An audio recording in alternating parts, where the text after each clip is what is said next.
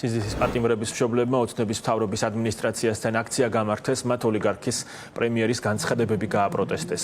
ირაკლი კობახიძე აგრძელებს პოლიტპატიმრების დისკრედიტაციას და მათ დამნაშავეებად გამოცხადებას.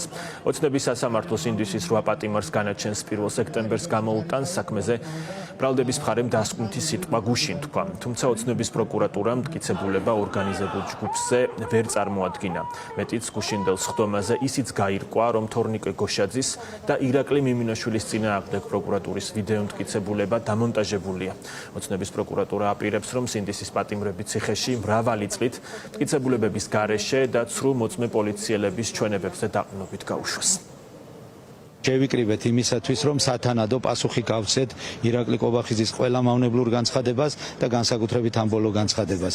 ჩვენ უნდა უთხრათ, რომ ჩვენ არ გავჩერდებით, არ მივცემთ საშუალებას, რომ მორალური უპირატესობა მოიპოვოს პატიმრებზე, მან ჩააბნელა სასამართლო, შეზღუდა პრესა, მაგრამ პატიმრების იმიჯზე და მათ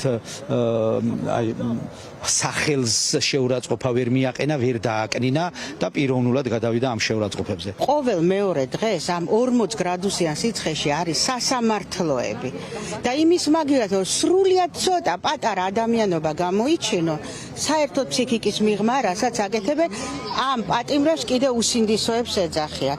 ეს არც ქრისტიანულია და ნუ ამოეფარებით რელიგიას. კობახიძე რას იტყვის, ეს უკვე არავისთვის მნიშვნელოვანი აღარ არის. უსინდისოები ჩვენ არა ვართ, ჩვენ ვართ მებრძოლი შვილების, მებრძოლი მშობლები და თქვენ ამას ძალიან მალე ნახავთ.